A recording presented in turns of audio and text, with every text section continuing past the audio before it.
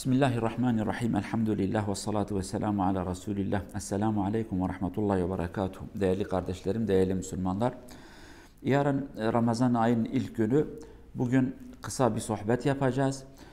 Ramazanla ilgili ne yapmamız gerekir? Daha doğrusu Ramazan'da kendi görevlerimizi bilmemiz lazım. Oruç ne demektir kısacası? Oruçta halal ve haram olanlar, bunları bilmemiz lazım. İlk önce oruç her Müslüman aklı başında, sağlığı yerinde, ergenlik çağına ulaşmış ve yolcu değil, hasta da değil. Bu insana oruç farzdır.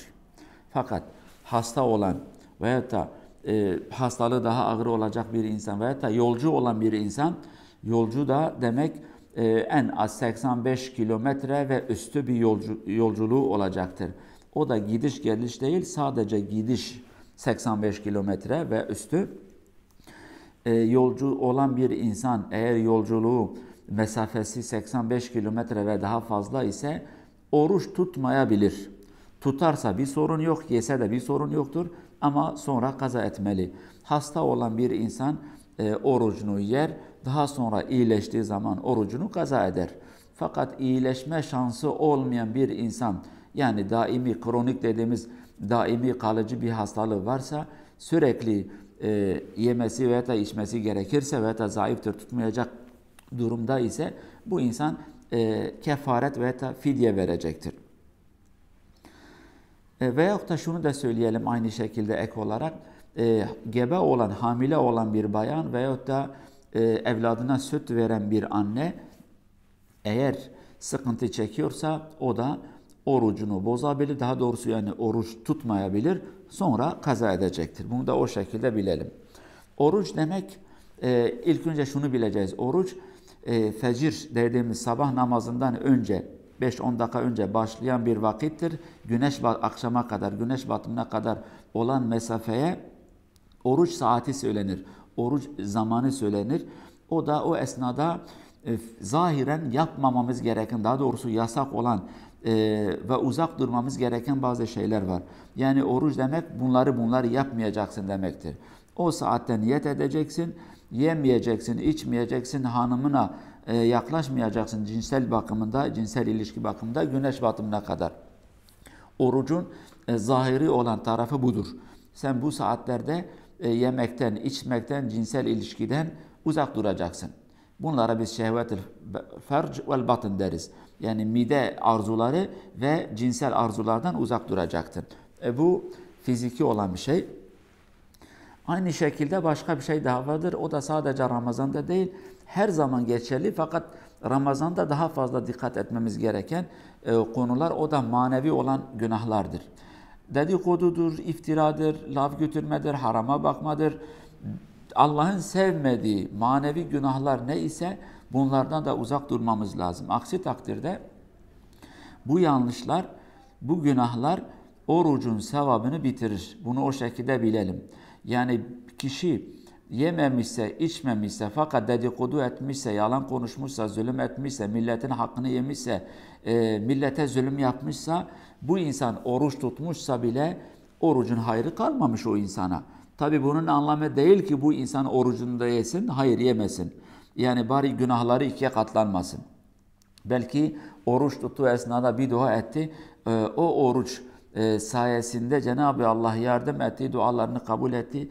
İnsan bu yanlışlardan uzak durdu. Yani madem ki bu adam dedikodu eder, bu adam gıybet yaptı, iftira etti, orucunu da ye bari. Öyle değil. İki günahı bu adamın üzerinde birleştirmeyeceğiz. Bunu o şekilde bilelim.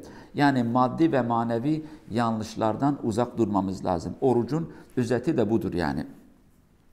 Tabii şunu da bilmemiz lazım. Oruç güzel ahlak gerektiren bir ibadettir. Sabırlı olmamız lazım. Çünkü insan acıkır. Acıkan bir insan sakın dikkat etsin. Yanlışları yapmasın. Efendim ben oruçluydum, kontrolümü kaybettim. Hayır. Orucun anlamı kontrolü kaybetmek değil. Tam tersi, kontrolü ele almak demektir. Nefsine hakim olmak demektir. Nefsin esaretinden kurtulmak demektir. Bunu bu şekilde bilelim değerli cemaat. Şunu da söyleyelim.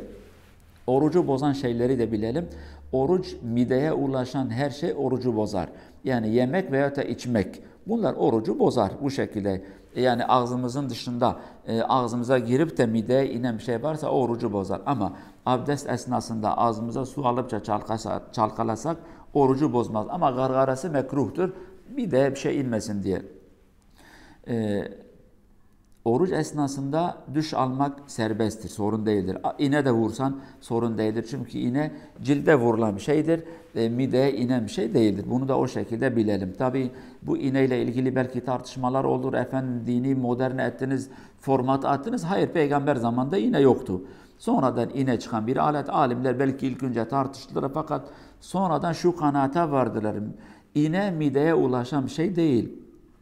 Nasıl kişi duş aldığı zaman onun vücuduna bazı şeyler iniyorsa, ciltteki olan deliklerde vücuda bir şey iniyorsa, iğne de ona benzer bir şey. Sonradan alimlerin ortak kanaati iğne vurmak, iğne yaptırmak orucu bozmaz. Bunu bu şekilde bilelim. İnsan duş da alır, parfüm de sürer, başını da yıkar. Bunlar sorun değildir.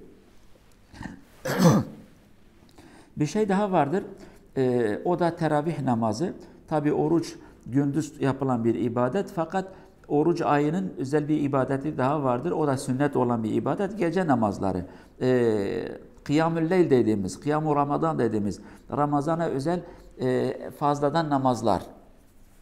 O da Peygamber Efendimiz sallallahu aleyhi ve sellem pratik olarak kılmıştır.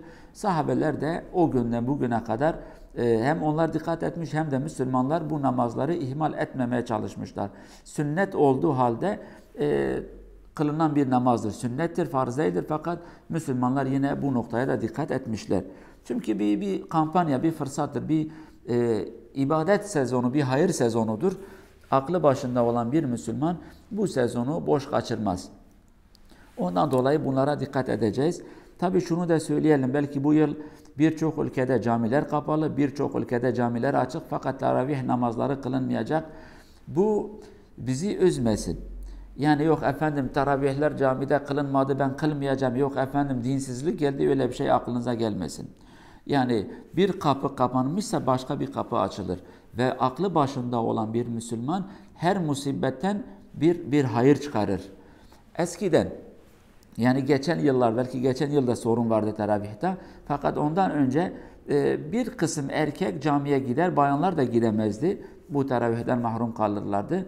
Fakat adam teravihe gitti, evde haberi yoktu. Hanımı, kızları, evlatları, çocukları namaz kıldı mı kılmadı. Buna dikkat etmezdi. Fakat gelin bu yıl öyle yapmayalım. Yani bir kapı kapandı fakat camileri evimize getirelim. Ailece beraber teravih namazlarımızı kılalım. Artık 8 rekat mı kıldınız, 11 rekat vitirle beraber 20 mi kıldınız? Keyfinize göre. Çünkü bir sınırı yok. Ne kadar kılabiliyorsanız kılın. Bir fırsattır, bir kampanyadır, bir hayır sezonudur. Fakat ihmal etmeyin. Yok efendim ben tek başıma kılacağım, hanım kılmadı, kıldı, çocuklar kıldı, kılmadı, öyle değil. Madem ki o kadar bu arzuların, bu hayrın diyelim ki destekleyen insanlarıyız. Bu kadar hayrı isteriz. Bu kadar teravihlere bağlıyız. Namaza, ibadete, zikre bağlıyız. Bu şekilde yapalım. Evimizde cemaatle namazımızı kılalım. Akşamı beraber kılalım. İftarı yaparım beraber. Beraber sıframızı temizleyelim. Evimizi beraber toparlayalım. Yatsı namazı beraber kılalım. Teravihi de beraber kılalım. Yani Fatiha'yı bilen, Kul huvallahu ahad ve inna a'tayna'yı bilen bir insan imam olsun. İlla değişik değişik sureleri okuyacak bir şartı da yoktur. Bir Fatiha, bir Zemm-i Sure. Zemm-i Sure'yi bilmese bile Fatiha bile yeterdir. Ama cemaatle kılın, madem ki o kadar istiyoruz. Evde bu namazımızı kılalım. Yani evimizi cami yapabiliriz. Çok basit ve güzel bir şey. Belki aileye de güzel bir örnek olur. Ailece de bir hayrı yapmış oluruz. Değerli cemaat, inşallah biz Ramazan ayı boyunca her gün bir sohbeti yayınlayacağız. O arada gelen sorular varsa soruları ya yazılı veya da haftada bir soruları toplu olarak tek tek cevap vereceğiz. Bu da daha münasip ve daha uygundur. Canlı yapmayacağız. Çünkü canlı yayında sorular gelir, biraz dikkat dağılır. Sohbetler uzun olur.